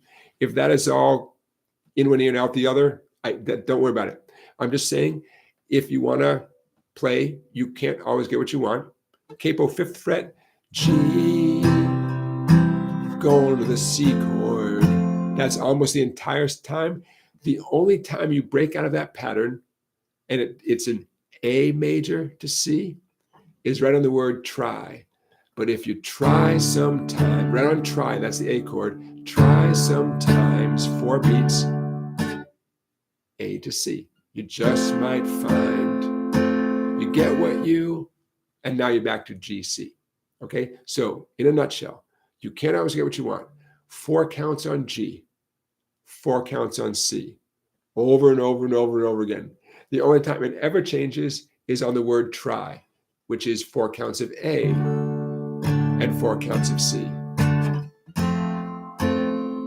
Okay, and I'm just doing 4 down strums per chord. Why get crazy? 4 down strums per chord. The number one reason to use the capo is to be in the same key as the Rolling Stones. Maybe you want to play along with the recording. Great.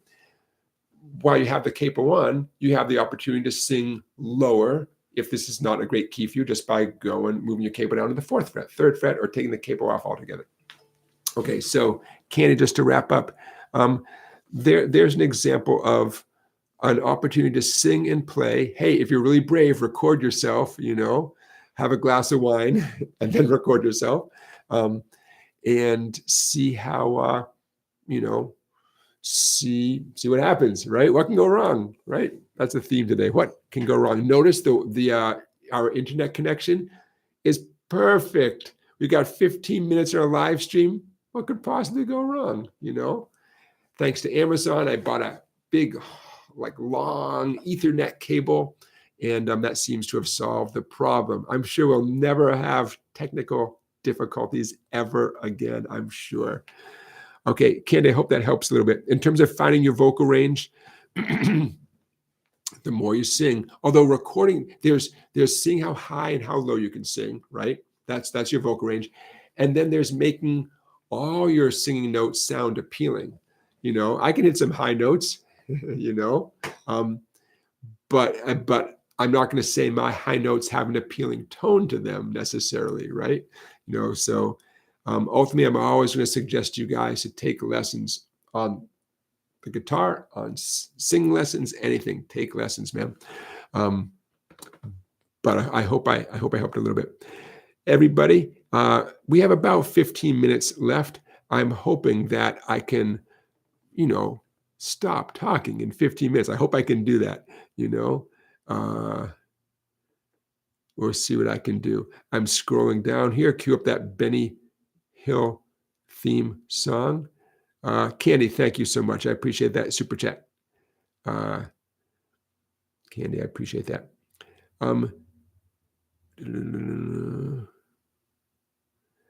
Sam, first of all, Sam, welcome. Sam, I believe you're talking about you can't always get what you want. And I get it. I get what you're saying. Yeah, Sam is saying he does for you can't always get what you want, capo at the 8th fret, and then it becomes an E major chord to an A major chord, back and forth. if I understand.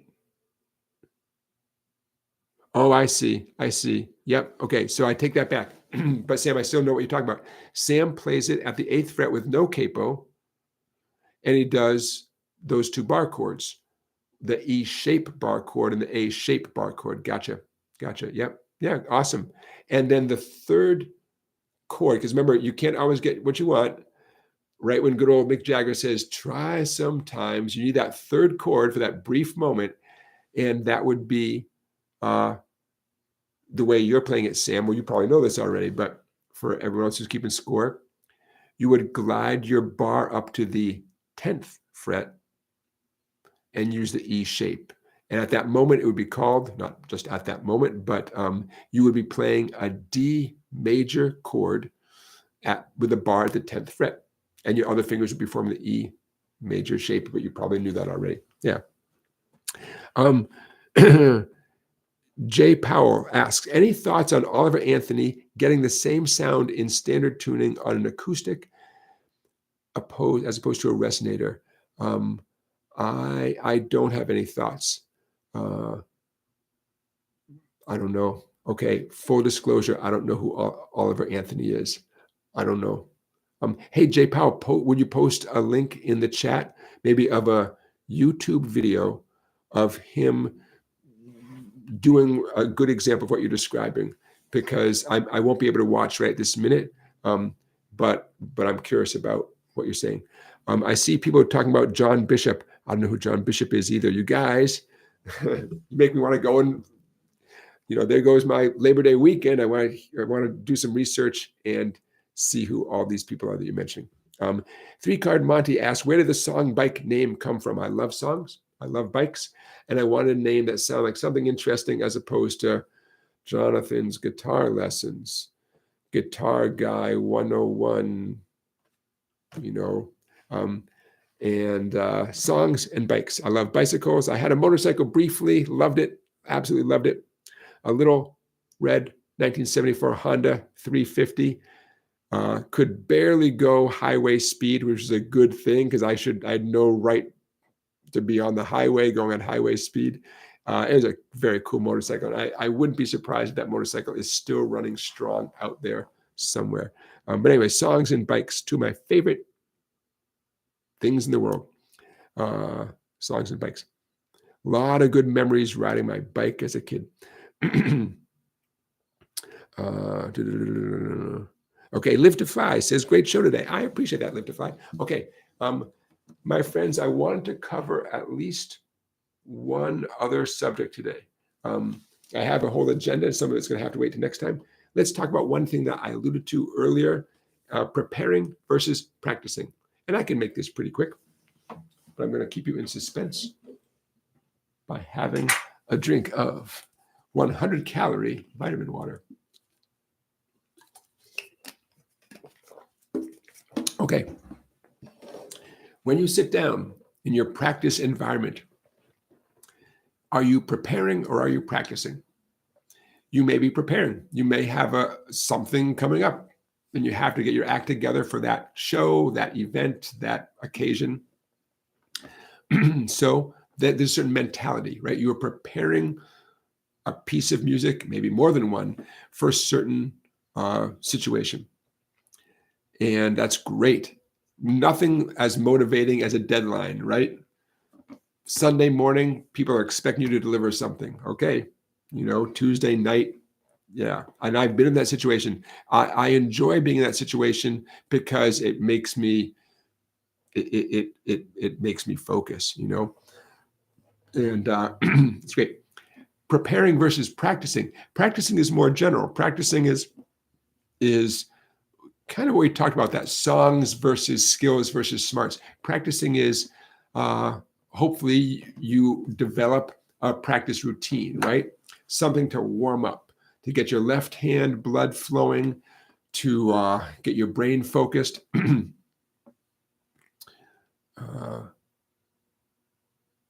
From there, you can move on to certain skills, certain songs, and so on. That's a different mentality. It's a very healthy thing, right? It's like a workout. From what I've heard, people who work out, they seem to have routines. but they're two different mindsets, right? No reason why you can't combine them both. I'm just bringing it up as a way to provoke you into thinking or asking yourself, where are you at? You know, the next time you are officially sitting and you're going to focus on playing your instrument, are you preparing for something specific? If you are, great. Are you more open? Are you doing this because this is just, me time, which is a beautiful thing. It's you and the guitar and whatever you want to do in whatever order you want to do and so on. So, and can both of those things happen? Oh, yeah. But I wanted to put that little phrase out there. When you sit down with your instrument, which one are you doing? In a perfect world, hey, you'd be sitting down for a few hours and a little bit of both. But I encourage you to ask yourself, to run that by yourself and say, where am I at? If you're not preparing for something very specific, that's okay. It's that more than okay. But it can help you really focus in and, hopefully really master that thing that you're getting ready for, the event, that you're getting ready for. Then again, there's nothing like sitting down for an hour and having maybe 4 things, and you're going to spend 15 minutes on the 4 things just because you find it satisfying. And if you make 4% progress on one and 8% progress on the other, it's all good, Okay, so I want to put that out there. Does your guitar need new strings? And/or does your guitar need a setup? If you're wondering if your guitar needs new strings, yeah, it does. Because if you put the new strings on a week or 2 ago, you wouldn't be asking yourself that question. If your strings have been on for a few months, you might want to consider it. And certainly if you don't remember the last time your guitar got new strings, yeah, then it's time. Clearly, if the strings feel rusty and crusty, yeah, then it's time. If the color of your strings is a dull brown or dull gray compared to where you don't touch the strings up here at the headstock, where typically there's no finger oil, sweat, grime up there. If there's a profound or noticeable color difference, yeah, there's another heads up that the strings have, through wear and tear, hopefully, and oxidation from being exposed to the humidity in the air, the strings have just, they're funky, right? Whereas up here by the headstock, they're not funky. They're still probably, the nice coppery, shiny, silvery kind of color. That's another heads up. If your guitar sounds dull, if it's not staying in tune. Oh, here's another one. If your guitar is in tune, right? But you're playing chords and the chords sound out of tune a little bit, but you check your tuning, but you're in tune. But then you play certain chords and it sounds out of tune. That could be solved. It could be solved by new strings. Certainly that's the cheapest way to address, to begin to address a problem like that. So it's always a good time for new strings. My advice is to buy 2 sets, 3 sets. If you're going to afford to buy a box of 10 sets, do not buy just 1 set of strings when you go to restring the guitar. Why? Because if you break one, then you're stuck. I know Amazon will get you even more strings before the hour, I know, but do yourself a favor, get yourself more than 1 set of strings. I like good old Diodario strings. I just, coincidentally, I happen to have this here.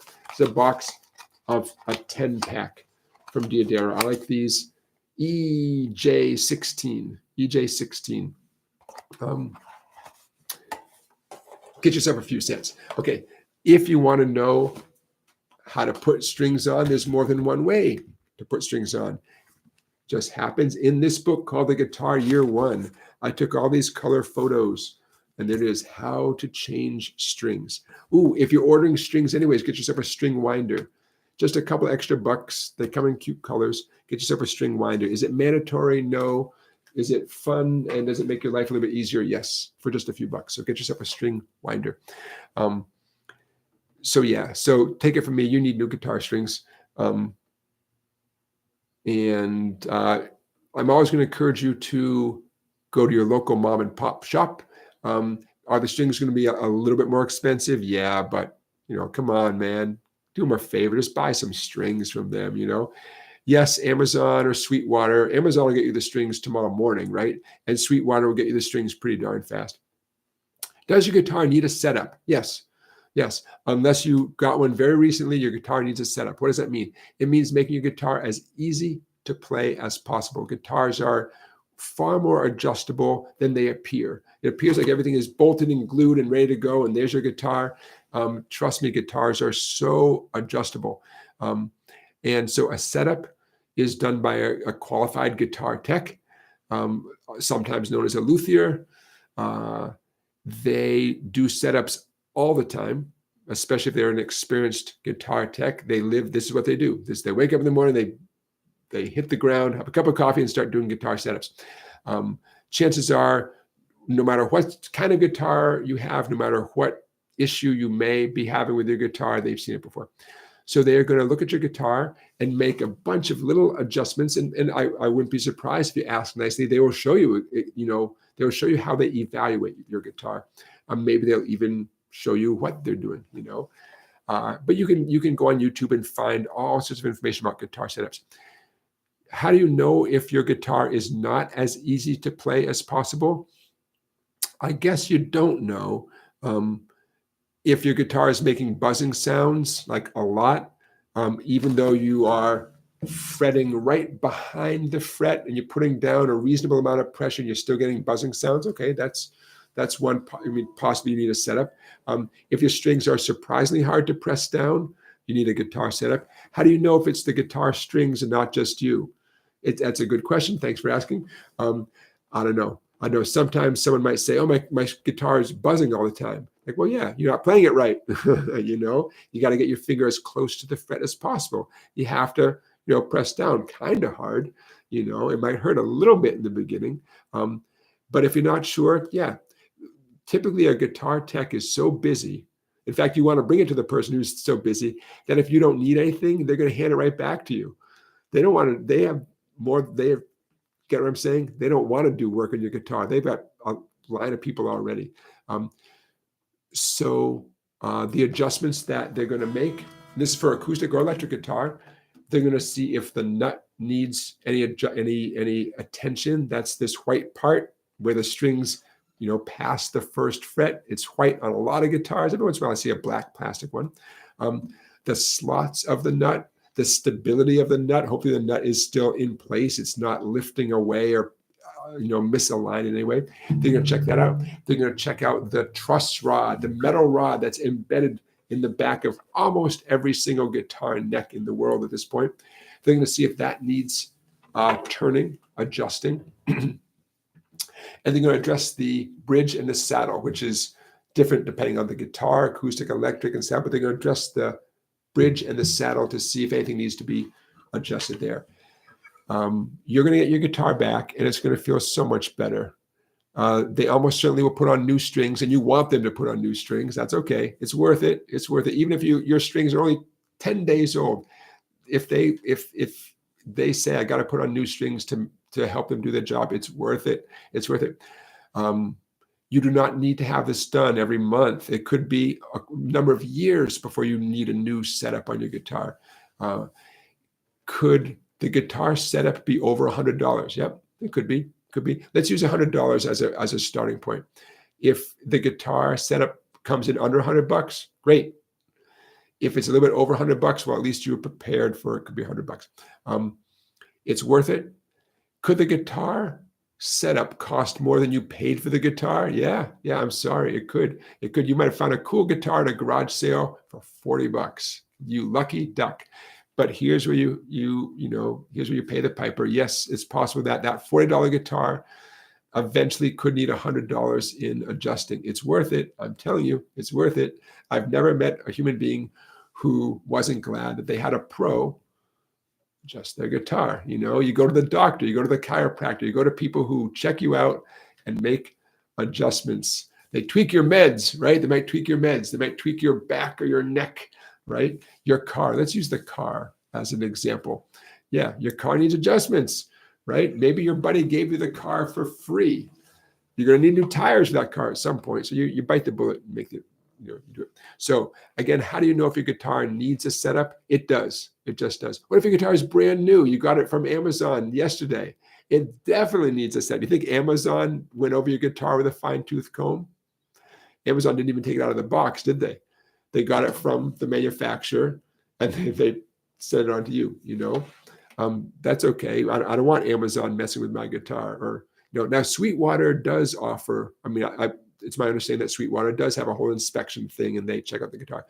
Doesn't mean it might not still need a little tweak, but I trust Sweetwater more than it's not what Amazon pledges to do. That's okay.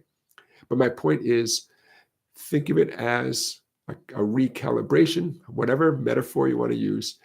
Every guitar needs it sooner or later, acoustic or electric. It makes your life better. If you think bar chords are difficult and F chord is difficult, this is a step in the right direction. So I just want to throw that out there because some of you may hear people talking about a setup. I got a setup. You need a setup. What does it mean? Yeah, adjustments. And everybody needs it sooner or later. Expensive guitars need it. Inexpensive guitars need it. And it's a beautiful thing. Okay, now I am going to try to wrap up soon. I'm scrolling up in the chat. I see. Okay. Excellent. Sam Stamos says, by the way, Jonathan, my Seagull S12 just had the bridge repaired. I did the playing card test. Excellent. You took a card of some sort, and I'm going to do it here for the camera. You took I got a business card, and you felt under the bridge of your acoustic guitar, your Seagull. And if that card can slip under, oh, see that? Just a tiny bit on my Martin here, this business card can just barely slip under that corner. I'm not going to stress out about it yet, but you want to catch it early. If that happens, it's time to bring it to someone and have them put a little glue in there. Not just anybody. You want to bring it to a guitar tech. So Sam, yeah, he did that, and there was a small gap, easily repaired. Right. Like everything in life, you catch it early, life is good. If you don't catch it early, you pay a price. No, it's not ideal. Okay, everybody. So I think we can wrap it up right here. If I did not get to your question, this is always next week. I'm not going anywhere. There's some things that we didn't cover this week, and so I'm going to save those for next time. But I'm glad we covered what we did. Don't forget, for Labor Day, my book and ebooks are on sale for you. The coupon code LABOR25, LABOR25, you get 25% off, LABOR25. Type in that code at checkout, it'll take off 25%. If you order a electronic book, it shows up in your inbox basically right away. If you order the hard copy book called Easy Guitar, Chord and Lead Tricks by, wait for it, acclaimed YouTuber Jonathan Kehew. That's their words, man. I had zero input in what Hal Leonard put on here, but I appreciate their shout out. Oh, I had one piece of input. I suggested to Hal Leonard that they put the little YouTube icon on the cover. It says, as popularized on YouTube. That was my big input in terms of the cover and the back cover. If you order this book for 25% off, it'll ship out to you on Tuesday. And I thank you in advance. Those of you who live outside the US, like Russ in Australia, I don't ship outside the US, but that's what Amazon is for. Those of you in the continental US, please order it from me. I make an extra $1 or $2 that way. Those of you outside the US, go for it with Amazon. And I thank you in advance. Okay, my friends, I think that's it. Thanks again. Don't forget, if you missed any of this, it's all recorded. It will be posted as a video very soon. Give me a few days, but I will timestamp this video so that all your questions and my topics will be timestamped in there. I also include tab. So the little things that I played, I don't know if you know this, I put the tab in the description of the video when I timestamp it, so you can get a good look at what I'm doing. All right, so I'm going to say my goodbyes here. Bye. Goodbyes and good nights to Sam, Charlie, 3-Card Monty, Jay Powell, Live to Fly, Paul, Bobby, Many Vibes, Julie, Candy. I know there's more of you out there. Beginning Guitar, thank you for being our moderator tonight. Live to Fly, thanks for being here. Paul Mannion, Scott Rhodes, Cape Breton Drone Pilot, Walter. I know there's many more. Slim Jim, hey Slim Jim. So I want to thank you guys for being here. Let's do it again next Saturday. Hey, do me a favor, tell some folks about it. I love the numbers we're getting. I have this dream of having 100 people simultaneously watching us here and taking part, because it's a nice big fat round number, so why not? So if you know anybody who would like this, what we're doing here in our community, feel free to let them know about this. I appreciate it. And I don't know, fun times. Maybe when we get 100 people, I'll go wild on the drum set back there. Why not? Since I actually did take lessons on the drums as opposed to the guitar. The cat is out of the bag. So I'll see you guys next Saturday. Okay. For those of you who celebrate Labor Day, I wish you happy Labor Day. I hope very few of you have to work on Monday. I know some of you have no choice. And if you do have to work on Monday, thank you for doing what you do. But for the rest of you, I hope you have a great Labor Day weekend. Hope you have great weather. I look forward to seeing all of you next Saturday, same time, same place. Don't forget to follow me on Instagram or Facebook. Just go to those 2 places and do a search for Songbike, Songbike. That's how you can find me. Say, for instance, something came up and I couldn't do a Saturday live stream. I would post it on Instagram or Facebook. Or if, I don't know, if I was going to start an hour earlier, whatever, that's where I'd post it. And that's where I post all sorts of things. Okay, you guys, good night, farewell, play your guitar, enjoy your instruments. Take care, everybody.